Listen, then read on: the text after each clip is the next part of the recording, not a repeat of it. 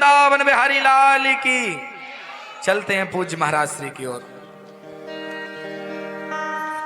कृष्णं नारायणं वन्दे कृष्णं वन्दे ब्रजप्रियं कृष्णं द्वैपायनं वन्दे कृष्णं वन्दे पृथासुतम्। बोलिए वृंदावन बिहारी लाल की जय हो। राधा रानी सरकार की जय हो। श्रीमद् भागवत महापुराण की जय हो। श्री व्यास भगवान की जय हो। आज आपके साथ हमारा भी बड़ा सौभाग्य का उदय हुआ, जो ऐसे प्रिया पीतम आनंद कंद राधा कृष्ण की पावन पवित्र भूमि श्री धाम वृंदावन, जो प्रभु की गोद ही है मानो, श्री कृष्ण की गोद में बैठ के हम और आप कथा का लाभ प्राप्त कर रहे। भागवत भगवान के चरणों में साष्टांग प्रणाम करते हुए व्यास स्वरूप परम पूज्य श्री अनिकेत दुबे जी की वाणी के द्वारा हम और आप बहुत सुंदर कथा का रसपान कर रहे थे। देखिए, भागवत की कथा तो जहां देखो वहां चलती ही रहती है, लेकिन जीवन में बड़ी बात कब बनती है? भगवान की कथा तो कहीं भी मिले पावन और पवित्र बनाती है, लेकिन जब अधिकारी वक्ता से हमको कथा मिलती है तो समझ लेना हमारे हृदय में बैठे बांके बिहारी को बहुत प्रसन्नता होती है। और ऐसे ब्राह्मण कुल में जिनका जन्म हुआ है, इनके माता पिता का इतना सुंदर संस्कार इनको प्राप्त हुआ, हृदय से सरलता से सहज वाणी के द्वारा भागवत की जो मोती हैं 7 दिन में समय अनुसार आप सबको परोसते हैं। आपने ये अनुभव भी किया होगा, क्योंकि वक्ता तो जहां देखो सब चाहते हैं, कारिता कण लोभे ना, धन के लोभ से कथा सुनाना तो सब चाह रहे हैं, लेकिन वक्ता कैसा होना चाहिए? वास्तव में आप लोगों ने कोई भूल नहीं की वक्ता को वर्ण करने में। ऐसा वक्ता आपको जब भी मिल जाए, आपको जितना भी समय मिले कथा भी श्रवण करना। और हमारे अनिकेत जी का जो भाव है, उनको पैसे के लिए नहीं है कथा। जिसके जीवन में उद्देश्य पैसा कमाना होता है तो समझ लेना। देखो, एक भागवत जी में प्रसंग आता है, राजा सत्यव्रत से मत्स्य भगवान कहते हैं अचक्षुरंधस्य, यदि कोई रास्ता पार करना चाहता हो और कोई अंधा है, अंधा व्यक्ति कहे भैया मुझे रास्ता पार करा दो, वो खुद अंधा है तो वो कैसा रास्ता पार करा सकता है? तो जो धन के लालच में अंधे हैं, कामांध हैं, धन के लोभ से कथा गाते हैं, ऐसे वक्ता का शरण ग्रहण भी करोगे तो कल्याण नहीं हो सकता है। लेकिन निर्लोभी वक्ता से जब कथा का लाभ लेंगे तो निश्चित भाव से हम पार लग जाएंगे। ऐसा दिव्य स्वभाव हमारे अनिकेत जी का। और भागवत जी की कथा की महिमा तो मैं जितना भी कहूँ सज्जनों कम है। इस वाणी से इस जन्म में क्या कई जन्म लग जाएं, भागवत की महिमा हम लोग नहीं गा सकते हैं। एक बार ब्रह्मा जी से भगवान नारायण ने कहा, ब्रह्मा जी ने जब पूछा कि सबसे ज्यादा प्रभु आप प्रेम किससे करते हो, तो नारायण भगवान ने कहा है कि मत कथा वाचिकं नित्यं मत कथा श्रवणे रतं मत कथा प्रीति मनसं नाहं त्यक्षामि तं नरम। बेटा ब्रह्मा, सबसे ज्यादा प्रेम मैं 3 प्रकार के मनुष्यों से करता हूं। प्रभु, वह कौन मनुष्य है? तो देखो, आप लोग भी ध्यान रखना, कौन ऐसे भाग्यशाली पुरुष हैं जीवात्मा जिससे भगवान सदा प्रेम करते हैं। पहला तो कहा है भगवान ने, जो मेरी कथा नित्य बाँचे। ये नहीं कि यजमान मिल गया तो कथा गाने लगे, अरे यजमान नहीं मिला तो अपने घर में बच्चों को सुनाए, ठाकुर जी को सुनाए। ऐसा जिस वक्ता का भाव होता है, हमारे मानो अनिकेत जैसा स्वभाव, उस वक्ता को बांके बिहारी कभी छोड़ते ही नहीं है। मैं अपने मन से नहीं बोल रहा हूं, पद्म पुराण की ये बात है। मत कथा वाचकम नित्यम, मत कथा श्रवणे रतम। जो भगवान की कथा, नारायण कहते हैं, मेरी कथा को नित्य सुनता हो। ये नहीं कि व्यास जी कथा सुना रहे, 7 दिन हो गए सुन ली, उसके बाद भी जैसे अभी व्यास जी ने बताया, कौन सा चैनल है, हाँ, जो आपका ब्रज बिहारी यूट्यूब जो चैनल है, अब एक कथा चल रही थी उस पर, तो आप यहाँ से जाने के बाद भी अपने रिश्तेदारों को शेयर करना और सब्सक्राइब करें, और समय निकाल के आप धाम की कथा को श्रवण करते रहना।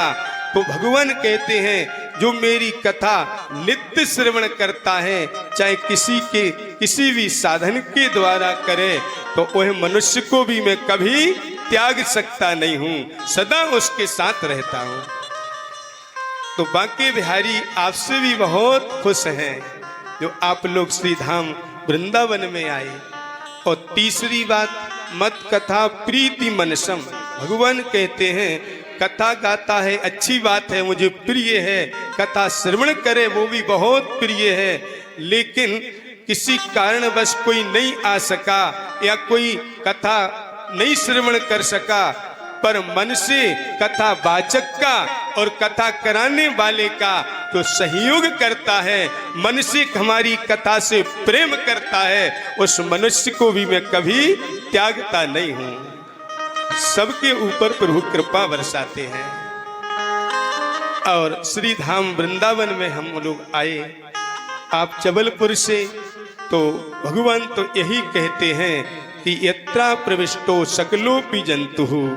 श्री धाम वृंदावन में तो व्यक्ति वही आ सकता है जिनके, देखो, जब 1000 जन्म का पुण्य उदय होता है तो वृंदावन की याद आती है, 1,00,000 जन्म का पुण्य उदय होता है तो वृंदावन की ओर चल देते हैं, और जब करोड़ जन्मों का पुण्य जीवन में उदय होता है तो वृंदावन धाम में बैठ के ठाकुर जी की कथा का लाभ मिल जाता है, बिहारी जी का दर्शन हो जाता है। यहाँ तो जो आया है प्रभु के चरणों में, इनकी आंखों से नूर मिलता है, इनकी आंखों से सुरूर मिलता है, और जो आ जाते हैं वृंदावन धाम, उनको तो कुछ ना कुछ जरूर मिलता है। और कौन आते हैं? बिहारी जी की महफिल को बिहारी जी ही सजाते हैं, और कथा में वही आते हैं जिन्हें बिहारी जी बुलाते हैं। तो देखिए, मैं तो बाधक बन के बीच में आ गया, कितनी प्यारी कथा चल रही थी। मुझे तो कुछ आता नहीं है, पर संतों की कृपा से, आप जैसे कथावाचकों के स्नेह से, आप भक्तों के प्रेम के कारण, बस बिहारी जी जो इस बने शरीर में फूंक मारते हैं तो वही प्रकट होने लगता है। मैं कोई पढ़ा लिखा नहीं हूं, लेकिन एक संदेश जरूर यहां से लेके आप लोग जाना। देखो, एक जगह आया है अष्टम स्कंद में ही कि क्रियमाण कर्मणीदम दैवे पित्रे मानुषे। 3 प्रकार के यज्ञ होते हैं। कितने यज्ञ होते हैं? 3 प्रकार के। तो चाहे कोई देव यज्ञ करे, जानते हो ना, यज्ञ हवन आदि, कोई भी चाहे देवताओं की खुशी के लिए यज्ञ करे, और दूसरा यज्ञ होता है पितृयज्ञ, श्राद्ध, पिंडदान आदि। दूसरा हो गया पितृयज्ञ। और तीसरा यज्ञ कौन होता है? मनुष्य यज्ञ। मनुष्य यज्ञ यानी जैसे बच्चे का मुंडन संस्कार कराया, बच्चे का विवाह कराया, तो विवाह भी तो यज्ञ है। मुंडन संस्कार में भी तो ब्राह्मण पूजन होता है, हवन होता है। तो ये सब यज्ञ हुए। तो कहने का भाव भगवान कहते हैं भागवत जी में, चाहे देव यज्ञ हो, चाहे पितृ यज्ञ हो, चाहे मनुष्य का कोई भी यज्ञ हो कर्म, चाहे गृह प्रवेश, व्रत बंध, शादी आदि, पर कोई सा भी यज्ञ व्यक्ति करे, जब तक मेरी लीलाओं का चिंतन नहीं करता है, मेरे नाम का कीर्तन नहीं करता है, तो उसको सफलता नहीं मिलती है। और जिसके जीवन में भगवान की कथा आ जाती है, प्रभु के नाम का कीर्तन आ जाता है, उसके यज्ञ को मैं स्वीकार कर लेता हूँ, उसके जीवन को सफल कर देता हूँ। तो आप लोग यह संकल्प लेके जाओ। जैसे अभी व्यास जी ने कहा कि आप पहले से परिचित नहीं थे व्यास जी से, लेकिन मैं यही कहूँगा, प्रभु कृपा से कोई ब्राह्मण से परिचय होता है। मैं अपने मन से नहीं बोल रहा हूँ। रामायण में लिखा है कि यदि कोई विप्र आपको वास्तव में बांके बिहारी से जोड़ने के लिए आपसे संपर्क में है, या आप उसके संपर्क में आए, आपके कल्याण का भाव कोई ब्राह्मण रखता है, और ऐसे ब्राह्मण का कोई संग करने लग जाए सदा जीवन पर्यंत, तो राम जी ने कहा है, वो दोहा चौपाई मुझे याद नहीं आ रही, अरण्य कांड की बात है। राम जी कहते हैं कि जो ब्राह्मण की शरण ले लेता है, सत्पात्र ब्राह्मण को अपना लेता है, तो उसके बस में मैं नहीं, ब्रह्मा, महेश और स्वयं राम में बस में हो जाता हूँ। तो आप सबके बस में बांके बिहारी सदा बने रहें। आप सदा अनिकेत जी के सानिध्य में बांके बिहारी की कथा का सदा निरंतर पान करते रहें। और 108 क्या, जब तक ये तन है, जब तक ये मन है, जब तक प्रभु ने आपको धन दिया, और जब सत्कर्मों में आप लगाएंगे तो इनमें कमी नहीं आती है। चाहे तन लगाओ तो स्वस्थ अच्छा रहेगा, स्वास्थ्य, मन लगाओगे कथा में तो मन भी प्रसन्न रहेगा, धन लगाओगे तो धन की भी वृद्धि होगी। तो ये तीनों सदा जब भी धाम में कथा हो, आपके क्षेत्र में कथा हो, तभी तो आपको बांके बिहारी सदा प्राप्त रहेंगे। कौन कौन चाहता है सदा हम पूज्य व्यास जी के सानिध्य में कथा श्रवण करते रहें हर तीर्थ में? आप लोग चाहते हो तो जरा लो संकल्प, जब तक रहूंगा व्यास जी का संदेश सुनकर आप जुड़े रहें।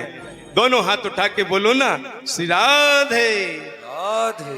बस इसी दिव्य भावनाओं से मैं एक बात और बताना चाहूंगा कि धाम में आए हो तो देखो, दो बातें मत भूलना।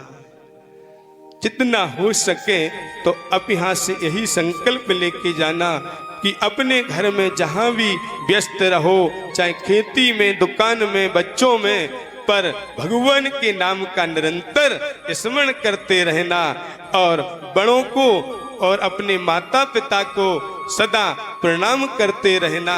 भागवत जी का सूत्र है, अभी व्यास जी व्यासपीठ से वो श्लोक को बुलवाएंगे भी, इसलिए मैं नहीं बोल रहा हूँ, आप श्रवण करेंगे।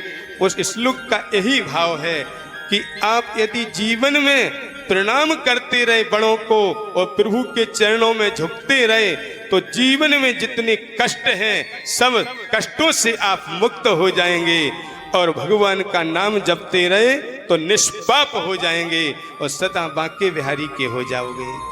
इसी भावनाओं के साथ मैं पूज्य व्यास जी को प्रणाम करते हुए आप सबके हृदय में बैठे युगल सरकार आपको प्रणाम करते हुए अपनी वाणी को विराम देता हूँ। सभी के लिए एक बार पुनः प्रणाम।